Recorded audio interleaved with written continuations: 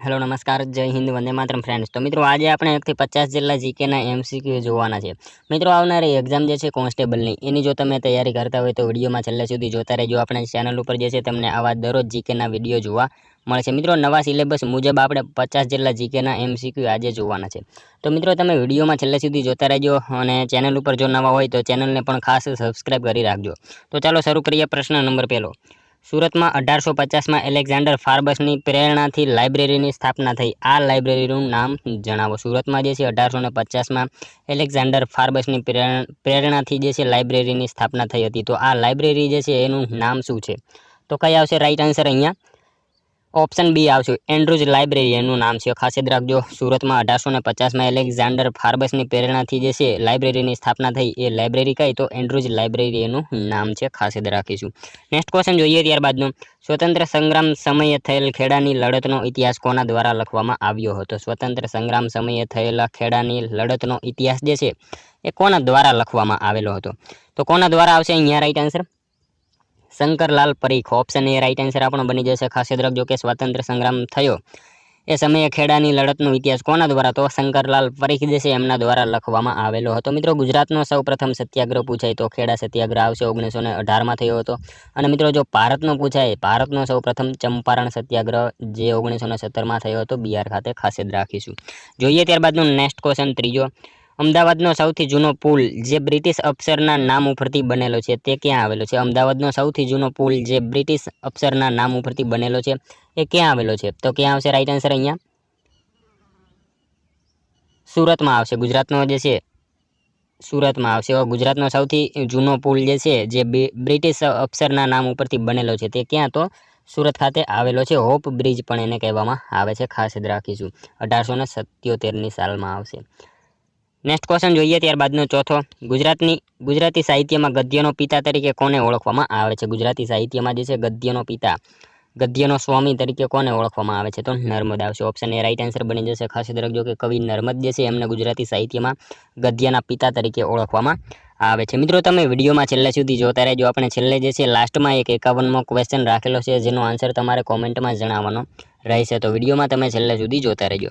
જોઈએ ત્યારબાદનો next question પાંચમો। ઈસવીસન 1962માં જ્ઞાન સત્ર ક્યાં યોજાયું હતું? ઈસવીસન 1962માં જે છે એ જ્ઞાન સત્ર ક્યાં યોજાયું હતું? તો દાહોદ ખાતે આવશે। ઓપ્શન સી અહીંયા રાઈટ આન્સર બની જશે। ખાસ યાદ રાખજો કે ઈસવીસન 1962માં જ્ઞાન સત્ર ક્યાં? તો દાહોદ ખાતે યોજાયું હતું। જોઈએ ત્યારબાદનું નેક્સ્ટ ક્વેશ્ચન। નીચેનામાંથી કયા લેખકે બોમ્બે ક્રોનિકલના મંત્રી તરીકે કામગીરી કરી હતી? નીચેનામાંથી કયા લેખકે જે છે એ બોમ્બે ક્રોનિકલના મંત્રી તરીકે કામગીરી કરી હતી? તો કોણ આવશે રાઈટ આન્સર? અહીંયા ગગન વિહારી મહેતા આવશે। ઓપ્શન એ રાઈટ આન્સર આપણો બની જશે। ખાસ યાદ રાખજો કે ગગન વિહારી મહેતા જે છે એમણે મિત્રો બોમ્બે ક્રોનિકલના મંત્રી તરીકે કામગીરી કરેલી હતી। ખાસ યાદ રાખીશું। મિત્રો તમને વિડીયો ગમતો હોય તો એક લાઇક કરજો। અમે તમારી પાસે માત્ર એક લાઇકની આશા રાખીએ છીએ, તો એક લાઇક તમે જરૂર કરી દેજો। જોઈએ ત્યારબાદનો નેક્સ્ટ ક્વેશ્ચન। ભારતની સર્વોચ્ચ અદાલતમાં ન્યાયાધીશ તરીકે નિમણૂક પામનાર પ્રથમ મહિલા કોણ હતા? ભારતની સર્વોચ્ચ ન્યાયાલયમાં અદાલતમાં જે છે ન્યાયાધીશ તરીકે નિમણૂક પામનાર પ્રથમ મહિલા જે છે એ નીચેનામાંથી કોણ હતા? તો કોણ આવશે રાઈટ આન્સર? અહીંયા Shrimati M Fatima Bibi. Option B right answer બની જશે। ભારતની સર્વોચ્ચ અદાલતમાં ન્યાયાધીશ તરીકે નિમણૂક પામનાર કોણ? તો શ્રીમતી એમ ફાતિમા બીબી એ મહિલા હતા। ખાસ યાદ રાખીશું। મિત્રો ક્યારે હતા? તો 1989 થી 1992 સુધી હતા। ખાસ યાદ રાખીશું। નેક્સ્ટ ક્વેશ્ચન જોઈએ ત્યારબાદનો। યામિની કૃષ્ણમૂર્તિ કયા શાસ્ત્રીય નૃત્ય સાથે સંકળાયેલા છે? યામિની કૃષ્ણમૂર્તિ જે છે કયા શાસ્ત્રીય નૃત્ય સાથે સંકળાયેલા છે? તો કયા આવશે રાઈટ આન્સર? અહીંયા ભરતનાટ્યમ અને કુચીપુડી। એ અને બી બંને આવશે। અહીંયા ઓપ્શન સી રાઈટ આન્સર બની જશે। ખાસ યાદ રાખજો કે યામિની કૃષ્ણમૂર્તિ જે છે ભરતનાટ્યમ અને કુચીપુડી આ બંને નૃત્ય સાથે સંકળાયેલા છે। જોઈએ ત્યારબાદનો નેક્સ્ટ ક્વેશ્ચન। ચુંબકીય ક્ષેત્રની હાજરી કયા સાધન વડે જાણી શકાય છે? ચુંબકીય ક્ષેત્રની હાજરી જે છે એ કયા સાધન વડે જાણી શકાય છે? તો કયા સાધન વડે આવશે? ચુંબકીય સોય આવશે। ઓપ્શન સી અહીંયા આપણો રાઈટ આન્સર બની જશે। ખાસ યાદ રાખજો કે ચુંબકીય ક્ષેત્રની હાજરી જે છે એ કયા સાધન વડે? તો ચુંબકીય સોય જે છે એ સાધન વડે જાણી શકાય છે। નેક્સ્ટ ક્વેશ્ચન જોઈએ ત્યારબાદનો 10મો। કેટલીક ધાતુઓ લાંબા ગાળે પોતાની ચમક ગુમાવી દે છે અને ઝાંખી દેખાય છે, આવું તે ધાતુ પર કઈ પ્રક્રિયાને લીધે થાય છે? કેટલીક મિત્રો ધાતુઓ હોય એ લાંબા ગાળે પોતાની ચમક ગુમાવી દે અને ઝાંખી દેખાય છે, આવું જે છે એ ધાતુ ઉપર કઈ પ્રક્રિયાને લીધે એવું થતું હોય છે?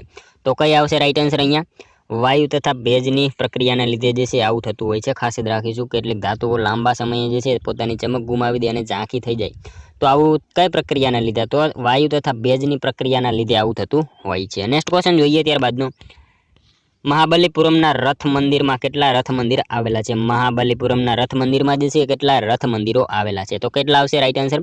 7 આવશે. ઓપ્શન એ રાઈટ આન્સર બની જશે. ખાસ યાદ રાખજો કે મહાબલીપુરમના રથ મંદિરમાં કેટલા? તો 7 રથ મંદિરો આવેલા છે. 5 પાંડવ અને 1 દ્રૌપદી અને 1 કૃષ્ણ, આમ 7 જે છે રથ મંદિરો આવેલા છે.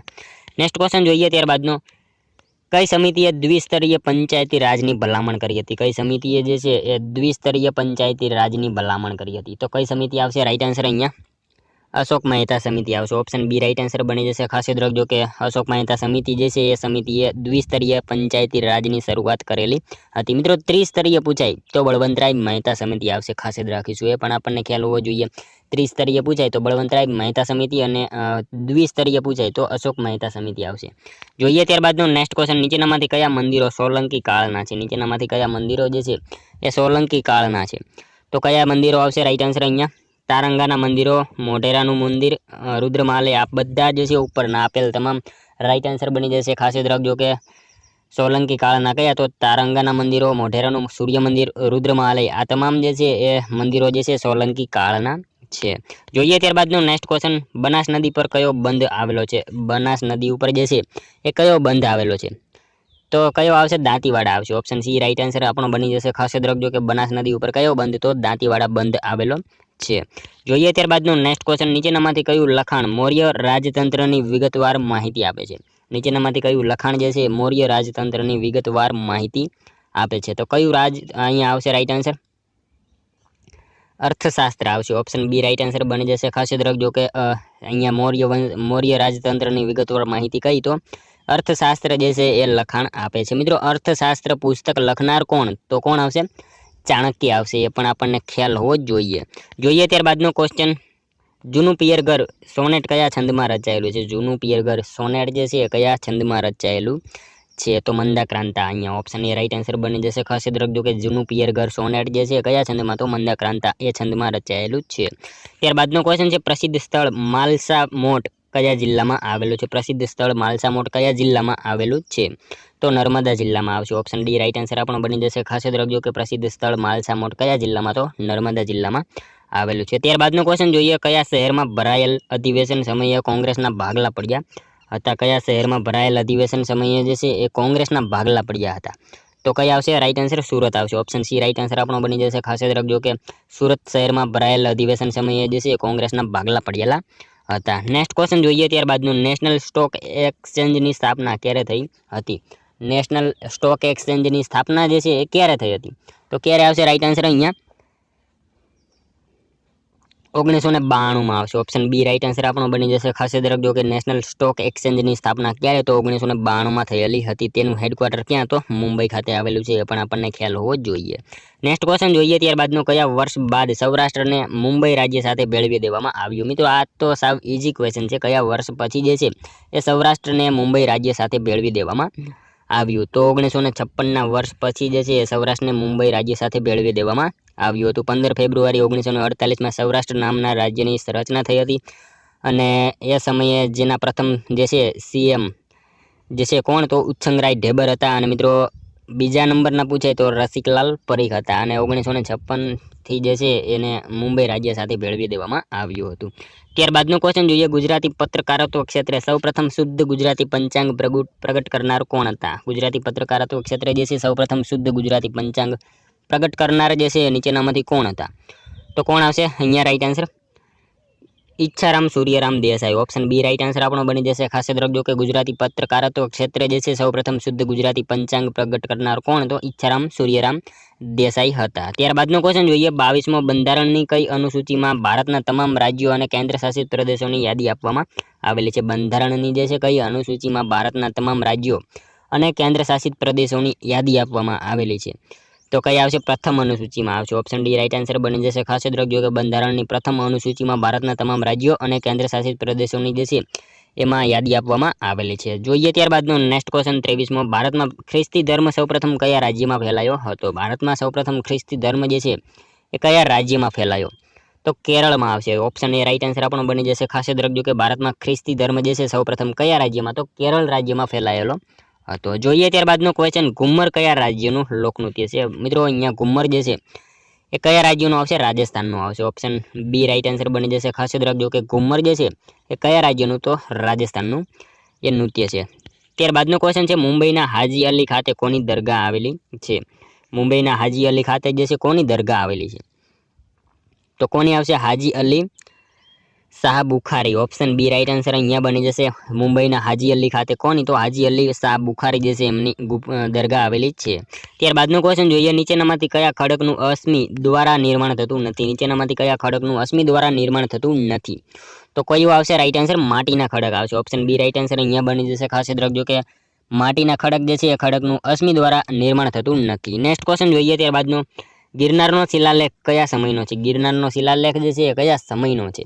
તો કયા સમયનો આવશે રાઈટ આન્સર? મૌર્ય આવશે। ઓપ્શન ડી રાઈટ આન્સર બની જશે। આપણે સૌ જાણીએ છીએ મિત્રો ગિરનારનો શિલાલેખ જે છે કયા સમયનો, તો મૌર્ય વંશ જે છે એ સમયનો છે। મિત્રો અહીંયા વાત કરીએ સમ્રાટ અશોક મૌર્ય વંશના જે છે એ પ્રતાપી રાજા હતા, એ પણ આપણને સૌને ખ્યાલ છે। ત્યારબાદનો ક્વેશ્ચન જોઈએ 28માં, વર્ષ 2024ના બજેટમાં મહિલાઓને લગતી કઈ યોજનાનો સમાવેશ કરવામાં આવ્યો છે? વર્ષ 2024માં જે છે બજેટમાં મહિલાઓને લગતી કઈ યોજનાઓનો સમાવેશ કરવામાં આવ્યો છે? તો મિત્રો અહીંયા આપેલા તમામ આવશે। નમો લક્ષ્મી યોજના, નમો સરસ્વતી યોજના, નમો શ્રી યોજના, આ ત્રણેય જે છે એ યોજનાઓ એનો સમાવેશ કરવામાં આવેલો છે ભારતીય બજેટ 2024 મુજબ મહિલાઓને લગતી આ ત્રણેય યોજના જે છે એનો સમાવેશ કરવામાં આવેલો છે। જોઈએ ત્યારબાદનો નેક્સ્ટ ક્વેશ્ચન, શ્રી સાવિત્રીબાઈ ફૂલે ભારતની પ્રથમ આધુનિક કન્યા શાળાની સ્થાપના કયા શહેરમાં કરી હતી? શ્રી સાવિત્રીબાઈ ફૂલે જે છે ભારતની પ્રથમ આધુનિક કન્યા શાળાની સ્થાપના જે છે એ કયા શહેરમાં કરેલી હતી? તો કયા શહેરમાં આવશે? અહીંયા પુણે શહેરમાં કરી હતી। ખાસ યાદ રાખજો ઓપ્શન એ રાઈટ આન્સર આપણો બની જશે। સાવિત્રીબાઈ ફૂલે જે છે ભારતની પ્રથમ આધુનિક કન્યા શાળાની સ્થાપના કયા શહેરમાં, તો પુણે શહેરમાં કરેલી હતી। મિત્રો શ્રી સાવિત્રીબાઈ ફૂલે જે છે ને એ ભારતીય સમાજ સુધારક, શિક્ષણવિદ અને કવયિત્રી પણ હતા, અને મિત્રો એમની ભારતના પ્રથમ મહિલા શિક્ષક પણ માનવામાં આવે છે એમને। અને શિક્ષકની વાત થઈ છે તો એમને મિત્રો શિક્ષક માનવામાં આવે છે, અને 1848માં જે છે સ્થાપના કરી હતી। ખાસ યાદ રાખીશું અહીંયા આધુનિક શાળાની જે છે 1848માં સ્થાપના કરેલી હતી। જોઈએ ત્યારબાદનો નેક્સ્ટ ક્વેશ્ચન, હિંમત છે પુસ્તકના લેખિકા કોણ છે? હિંમત છે આ પુસ્તક જે છે એના લેખિકા કોણ છે? તો કોણ આવશે રાઈટ આન્સર? અહીંયા Kiran Bedi. Option C right answer બની જશે। ખાસ યાદ રાખજો કે હિંમત છે આ પુસ્તક જે છે કોનું, તો કિરણ બેદીનું છે। ત્યારબાદનો ક્વેશ્ચન જોઈએ, માનવ શરીરમાં સામાન્ય લોહીના દબાણની શ્રેણીમાં સૌથી ઊંચા બિંદુને શું કહેવાય છે? માનવ શરીરમાં સામાન્ય લોહીના દબાણની શ્રેણીમાં જે છે સૌથી ઊંચા બિંદુને જે છે શું કહેવામાં આવે છે? તો શું કહેવામાં આવશે એને? સિસ્ટોલિક પ્રેશર આવશે। ઓપ્શન સી રાઈટ આન્સર આપણો અહીંયા બની જશે। નેક્સ્ટ ક્વેશ્ચન જોઈએ ત્યારબાદનો, મૂળભૂત ધાતુઓ પૈકી ઉષ્માની સૌથી ઉત્તમ સુવાહક ધાતુ કઈ છે? મૂળભૂત ધાતુઓ પૈકી ઉષ્માની સૌથી ઉત્તમ સુવાહક ધાતુ જે છે નીચેનામાંથી કઈ છે? તો ચાંદી આવશે। ઓપ્શન સી રાઈટ આન્સર આપણો બની જશે। મૂળભૂત ધાતુઓ પૈકી ઉષ્માની સૌથી ઉત્તમ સુવાહક ધાતુ કઈ? તો ચાંદી છે। ત્યારબાદનો ક્વેશ્ચન જોઈએ, પારાદ્વીપ બંદર કયા રાજ્યમાં આવેલું છે? પારાદ્વીપ બંદર જે છે એ કયા રાજ્યમાં આવેલું છે? તો કયા રાજ્યમાં આવશે? ઓડિશામાં આવશે। ઓપ્શન એ રાઈટ આન્સર આપણો બની જશે। ખાસ યાદ રાખજો કે પારાદ્વીપ બંદર જે છે એ કયા રાજ્યમાં, તો ઓડિશા રાજ્યમાં આવેલું છે। જોઈએ ત્યારબાદનો નેક્સ્ટ ક્વેશ્ચન, બાળકને મફત અને ફરજિયાત શિક્ષણનો અધિકાર અધિનિયમ ગુજરાતમાં ક્યારથી અમલી બન્યો છે? બાળકને મફત અને ફરજિયાત શિક્ષણનો અધિકાર અધિનિયમ જે છે એ ગુજરાતમાં ક્યારથી અમલી બન્યો? તો ક્યારથી આવશે રાઈટ આન્સર? 1 એપ્રિલ 2010 આવશે। ઓપ્શન બી રાઈટ આન્સર આપણો બની જશે। બાળકને મફત અને ફરજિયાત શિક્ષણનો અધિકાર જે છે એ ગુજરાતમાં ક્યારથી, તો 1 એપ્રિલ 2010 થી અમલી બન્યો હતો। 1 એપ્રિલ 1935માં મિત્રો એક બેંકની સ્થાપના થઈ હતી, એ પણ આપણને ખ્યાલ હોવો જોઈએ। બેંક કઈ? તો RBI, reserve bank of India, એની સ્થાપના 1 એપ્રિલ 1935માં થયેલી હતી, એ પણ આપણને સાથે સાથે ખ્યાલ હોવો જ જોઈએ। જોઈએ ત્યારબાદનો નેક્સ્ટ ક્વેશ્ચન, ઇથાઇન વાયુનું ઔદ્યોગિક નામ શું છે? ઇથાઇન વાયુનું ઔદ્યોગિક નામ જે છે એ શું છે? તો શું છે એનું નામ? એસિટિલિન આવશે। ઓપ્શન સી રાઈટ આન્સર અહીંયા બની જશે। જોઈએ ત્યારબાદનો નેક્સ્ટ ક્વેશ્ચન, રાજ્યપાલની મુખ્ય કામગીરી રાજ્ય સરકારના ગૌરવ, સ્થિરતા તેમજ તેની સામૂહિક જવાબદારીનું રક્ષણ કરવાની છે। આ વિધાન કોનું છે? રાજ્યપાલની મુખ્ય કામગીરી રાજ્ય સરકારના ગૌરવ, સ્થિરતા તેમજ તેની સામૂહિક જવાબદારીનું રક્ષણ કરવાની છે। તો આ વિધાન જે છે એ કોનું છે નીચેનામાંથી? તો કનૈયાલાલ મુનશીનું છે, ખાસ યાદ રાખીશું. ઓપ્શન એ રાઈટ આન્સર અહીંયા બની જશે. આ વિધાન જે છે કોનું? તો કનૈયાલાલ મુનશીનું છે. ત્યારબાદનું ક્વેશ્ચન જોઈએ, ગુજરાતની સૌથી મોટી સિંચાઈ યોજના કઈ છે? ગુજરાતની સૌથી મોટી સિંચાઈ યોજના જે છે એ કઈ? તો સરદાર સરોવર નર્મદા યોજના. આપણે સૌ જાણીએ છીએ ગુજરાતની સૌથી મોટી સિંચાઈ યોજના છે. ત્યારબાદનું ક્વેશ્ચન જોઈએ, વિદેશી રોકાણ સંસ્થાએ તેની નોંધણી કોની સમક્ષ કરાવવી પડે છે? વિદેશી રોકાણ સંસ્થાએ તેની નોંધણી જે છે એ કોની સમક્ષ કરાવવી પડે છે? તો કોની સમક્ષ આવશે? સેબી આવશે. ઓપ્શન ડી રાઈટ આન્સર અહીંયા બની જશે. ખાસ યાદ રાખજો કે વિદેશી રોકાણ સંસ્થાએ પોતાની જે છે એની નોંધણી કોની સમક્ષ? તો સેબી એની સમક્ષ કરાવવી પડે છે. Security and exchange board of India એનું પૂરું નામ થશે. Security and exchange board of India, સેબીનું પૂરું નામ થશે. કે ત્યારબાદનું ક્વેશ્ચન જોઈએ, લોખંડની ચમચી પર તાંબાનો ઢોળ ચડાવવાની પ્રક્રિયા માટે કયા દ્રાવણમાંથી વિદ્યુત પ્રવાહ પસાર કરવામાં આવે છે? લોખંડની ચમચી પર તાંબાનો ઢોળ ચડાવવાની પ્રક્રિયા માટે જે છે એ કયા દ્રાવણમાંથી વિદ્યુત પ્રવાહ પસાર કરવામાં આવે છે? તો કયા દ્રાવણમાંથી આવશે? રાઈટ આન્સર અહીંયા કોપર સલ્ફેટ આવશે. ઓપ્શન એ રાઈટ આન્સર બની જશે. ખાસ યાદ રાખજો કે લોખંડની ચમચી પર તાંબાનો ઢોળ ચડાવવાની પ્રક્રિયા માટે જે છે કયા દ્રાવણમાંથી? તો કોપર સલ્ફેટ એ દ્રાવણમાંથી વિદ્યુત પ્રવાહ જે છે પસાર કરવામાં આવે છે. જોઈએ ત્યારબાદનું નેક્સ્ટ ક્વેશ્ચન, ગુજરાતના કયા વિસ્તારમાં આરસની ખાણ છે? ગુજરાતના કયા વિસ્તારમાં જે છે એ આરસની ખાણ છે?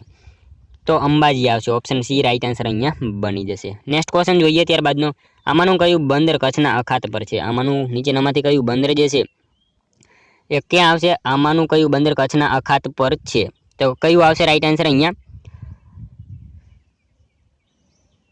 બેડી આવશે. ઓપ્શન એ રાઈટ આન્સર બની જશે. મિત્રો અહીંયા હજીરા આપેલું છે. હજીરા સુરતમાં આવશે, ઘોઘા ભાવનગરમાં આવશે, જાફરાબાદ જે છે એ ક્યાં? તો અમરેલીમાં આવશે. ખાસ યાદ રાખીશું.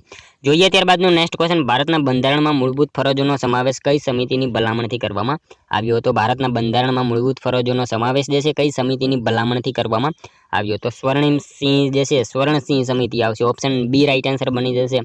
ભારતના બંધારણમાં મૂળભૂત ફરજોનો સમાવેશ કઈ સમિતિ? તો સ્વર્ણસિંહ સમિતિની ભલામણથી કરવામાં આવેલો. તો જોઈએ ત્યારબાદનું નેક્સ્ટ ક્વેશ્ચન, માનવ કમ્પ્યુટર તરીકે ખ્યાતિ પામેલા ગણિત શાસ્ત્રીનું નામ જણાવો. માનવ કમ્પ્યુટર તરીકે ખ્યાતિ પામેલા ગણિત શાસ્ત્રી એમનું નામ જે છે એ જણાવો.